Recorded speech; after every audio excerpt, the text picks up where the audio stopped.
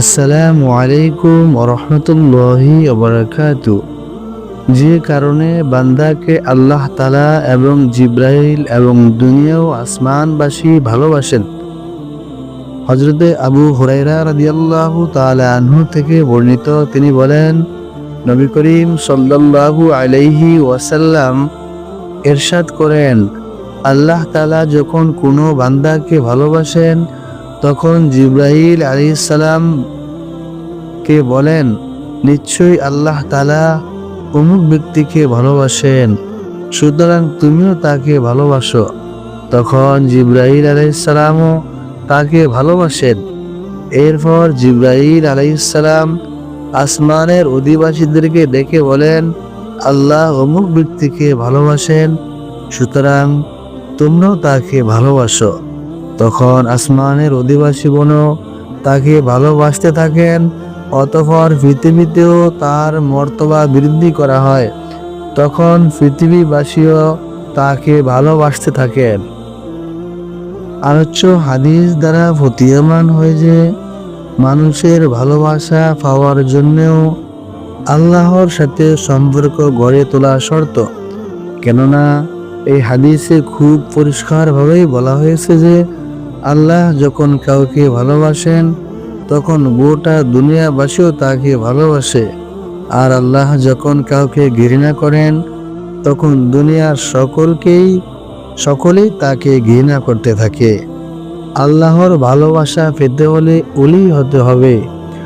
ওলামায়ে কেরাম বলেন, যারা ওলি হতে চান তাদের জিহ্বাকে সর্বদা আল্লাহ পাকের জিকির দ্বারা সিক্ত রাখা জরুরি। ভাত, মাছ, মাংস, পানি, ফল ফলাদি খাবার না খেলে যেমনিভাবে শরীর দুর্বল ও অচল হয়ে পড়ে, তেমনিভাবে নিয়মিত আল্লাহ পাকের জিকির না করলে আমাদের রূহ ও একেবারে দুর্বল ও অচল হয়ে পড়ে। আর রূহ অচল হয়ে পড়লে সে তো কোনোভাবেই ওলি হতে পারে না।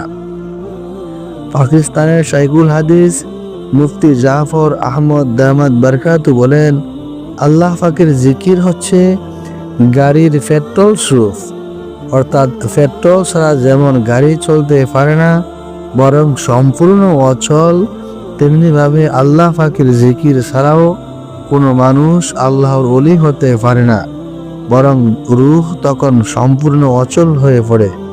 অন্যত্র বলা হয়েছে, আল্লাহ তাআলা নামাজ, রোজা, হজ, যাকাত সহ শরীয়তের সকল বিধিবিধান ও ইবাদত বন্দেগীর ক্ষেত্রে একটি সুনির্দিষ্ট সীমা নির্ধারণ করে দিয়েছেন।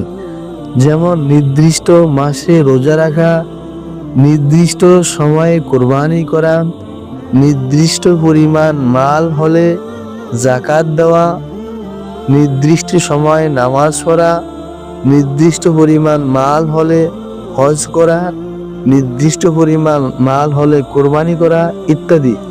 কিন্তু জিকির এমন একটি ইবাদত যে এর কোনো সীমা নির্ধারণ করেননি, বরং তিনি নির্দেশ প্রদান করেছেন, ইয়া আইয়ুহাল্লাযীনা আমানু যকুরুল্লাহা যিকরান কাসীরা, হে ঈমানদারগণ, তোমরা বেশি বেশি আল্লাহ তাআলার জিকির করো।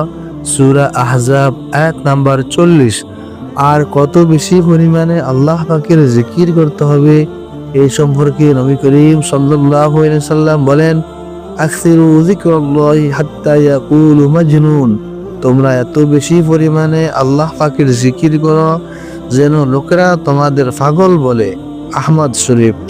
জিকিরের প্রতি এত গুরুত্ব দেওয়ার কারণ হলো বেশি বেশি জিকির ব্যতীত মানুষের কলব জারি হয় না, আর কলব জারি না হলে সে কখনোই আল্লাহর ওলি হতে পারবে না। এই কারণেই হক্কানি আলেমগণ জিকিরের প্রতি সর্বাধিক তাকিদ দিয়ে থাকেন। অধিক পরিমাণ জিকির করলে ওলি হওয়া যায়, আর ওলি হলে আল্লাহ তাআলা তাকে ভালোবাসেন।